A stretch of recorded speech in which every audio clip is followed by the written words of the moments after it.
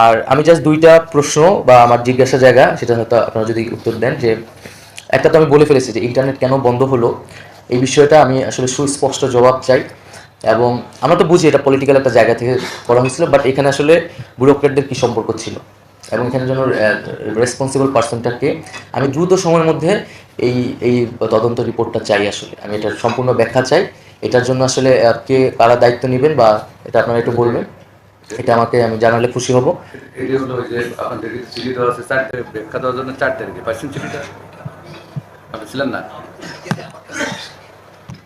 এটি হলো আচ্ছা, মানে এত ঘটনা হয়ে গেল, তারপর আপনার জিনিসটা রেডি করে রাখেন নাই যে এটা কেন হয়েছে?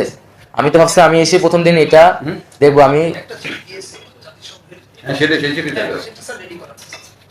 আচ্ছা, জাতিসংঘের জায়গা থেকে না, মানে আপনাদের প্রশাসনের জায়গা থেকে, যে আমি এটার ব্যাখ্যাটা জানতে আসলে কি হয়েছিল, একদম যেটা সত্য, যেটা যদি মন্ত্রী সাহেবের অর্ডারে হয়ে থাকে সেটা আপনারা বলবেন, যেখানে ব্যুরোক্রেটরা যদি যুক্ত থাকে বা তাদের অপারগতা থাকলে সেটা আপনারা উল্লেখ করবেন। হ্যাঁ, সেই অনুযায়ী আমি চাই দ্রুত সময়ের মধ্যে। এটা কত সময়ের মধ্যে আপনারা দিতে পারবেন? কত ডেডলাইন দেওয়া ছিল? আপনারা আগামীকালের মধ্যে পারবেন? হ্যাঁ, পারবেন। ঠিক আছে, তাহলে 24 ঘন্টার মধ্যে আমাকে একটা অন্তত প্রাথমিক ব্যাখ্যাটা আপনাদের প্রতিষ্ঠান থেকে আপনারা আমাদের কাছে আর কি এটা হাজির করবেন। আর দ্বিতীয়ত হচ্ছে যে ইন্টারনেট ইন্টারনেট বিষয়গুলো পপুলার ডিমান্ডস, আমি আসার আগে যতটুকু মানুষের সাথে ইন্টারেকশন করেছি আপনারা তারা ভালো বলতে পারবেন যে ইন্টারনেটের দাম কমানো নিয়ে কথা আছে।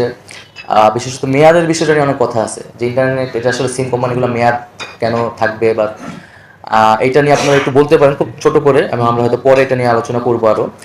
আর আরেকটা হচ্ছে ইন্টারনেট এই ঘটনাগুলোর আগে যেই স্পিডে ছিল, এখন কি সেই স্পিডটা আবার ফিরে এসেছে কি?